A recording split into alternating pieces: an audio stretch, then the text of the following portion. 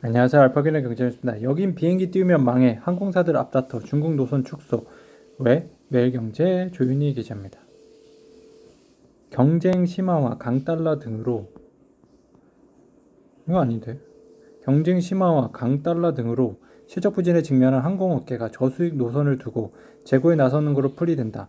티웨이항공은 올 2분기 215억 원 규모 영업손실을 냈고 제주항공은 같은 기간 95억 원의 영업손실을 냈다. 진에어는 올해 2분기 영업이익 9억 원, 59억 당기손실을 냈습니다. 쓰레기 버리러 와야겠다. 조지원 서울경제 기자입니다. 두산 합병 두 번째 정정 신고서 제출. 효력이 28일로 연기됐습니다.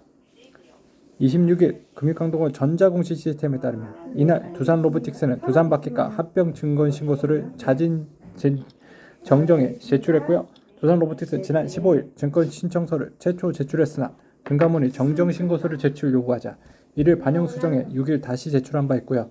이때 제출한 증권 신고서 효력이 발생하기 불과 하루 전날 재차 정정하면서 효력 발생이 28일로 미뤄졌습니다.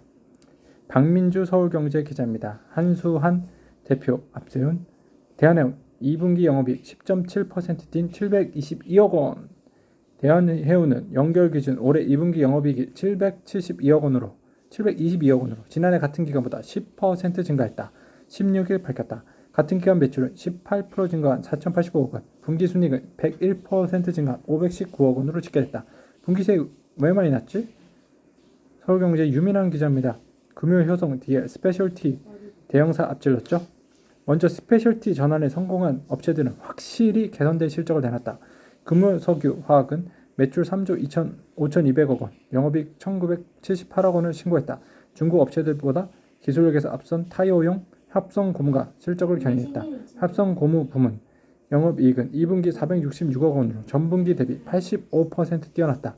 금호석유 화학은 전기차용 고기능성 타이어 합성고무인 스티렌 부타디엔 고무 SSBR 생산 능력을 연산 6만 톤으로 확대하는 등 신사업에 대비하고 있습니다.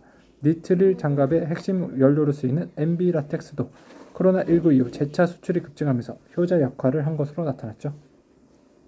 3억 원대 들어왔는데 7억 됐다. 환호.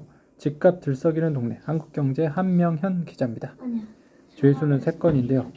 김포와 인천 교통개발에 속도가 붙으면서 인근 신규 방지에 관심이 쏠리는데요. 검단당하 원당동 일대 아파트는 대부분 입주까지 마무리됐죠.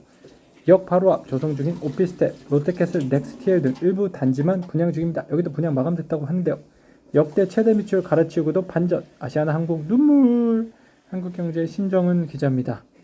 마지막으로 여행 수요에 공격적으로 투자를 늘린 것도 수익성 악화로 이어졌다. 7분기 만에 적자로 전환한 제주항공은 올 들어 2대 항공기를 신규 구매했고 유럽 등 장거리 노선 운항을 준비하는 티웨이 항공도 6분기 만에 적자로 돌아섰다.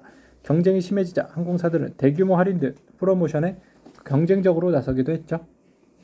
벌써 2번 정정, 금감원 압박에 두산 사업 재편 자초 위기. 한국경제 김우섭 기자입니다. 조회수 1건. 이 원장의 발언 이후 금감원의 강경한 입장을 감안해 두산이 정정 신고서를 제출한 걸로 알려졌는데요.